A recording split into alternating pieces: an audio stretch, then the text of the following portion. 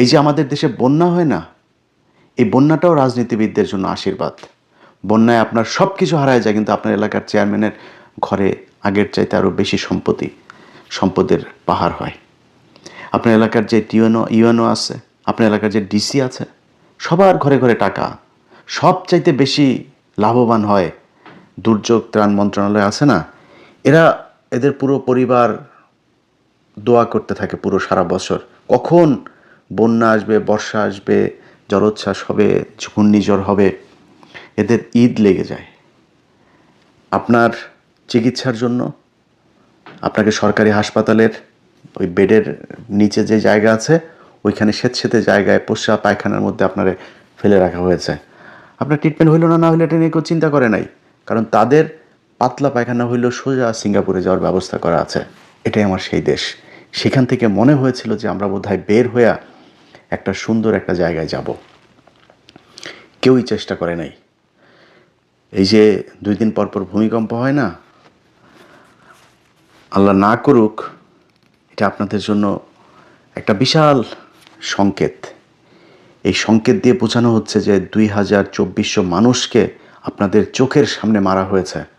সেই রক্তের সাথে আপনারা বেইমানি করেছেন নিজেদের চেয়ারগুলো পেয়ে। তারপর খুব সুখে আছেন মনে করেন, এত সুখ মনে করার কিছু নাই। ওই যে আগারগাঁয়ে, ওই যে গাজীপুরে বৃদ্ধাশ্রমগুলো আছে না, যায় দেখেন, কোনো রিক্সাওয়ালার মা ওই জায়গায় নাই। আপনাদের মতো চেয়ারে বসে থাকা মানুষকে তার শরীরের ক্যান্সারের এই যে একটা কেমোথেরাপি দিতে গেলে এই সরকারি হাসপাতালে মহাখালীতে যায় দেখেন, নিজের চোখে দেখেছি। হাসপাতাল নিয়ে অনেক নিউজ আছে আমার, যে দেখেন কিভাবে বসিয়ে রাখা হয়েছে তাদেরকে। টাকা দিতে হয়, না দিলে কেমন সিরিয়াল পাওয়া যায় না। ঢাকা মেডিকেলে একটা ছোট্ট একটা বেডের জন্য কত কান্নাকাটি, এর তদবির ওর তদবির, নানা তদবির ছাড়া কেউ এখানে যা থাকতে পারবেন না। ট্রিটমেন্ট নাই। এই যে মানুষগুলির ওইখানে এই কষ্ট দেন না, কষ্ট দেওয়া নিজের সিঙ্গাপুরে ট্রিটমেন্ট নেন, এই জন্য আপনাদের বাবা মাদেরকে যায় এই বৃদ্ধাশ্রমে থাকতে হয়। যান, আমি ইন্টারভিউ নিতে গিয়েছি, আমি প্রতি বছর মা দিবস, বাবা দিবস এগুলোতে দেখতে যাইতাম।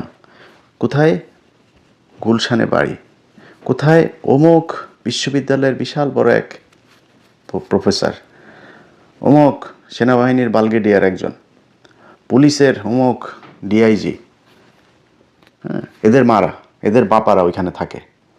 এটাই মানুষের অভিশাপ। আমরা এই দুনিয়ায় কেউই একদম 100% ফেরেশতা হয়ে আসি নাই। আমাদের সবার ছোট বড় পাপ সাপ আছে, কিন্তু মিনিমাম এই মানুষগুলো করার জন্য ভাই এত টাকার তো দরকার নেই। টাকা খাইতে পারতেন তো, আপনার তো টাকা খাওয়ার সে ব্যবস্থা আছে, আপনি খাইতে পারতেন, সমস্যা কি? এইভাবে লুটপাট করতে হবে?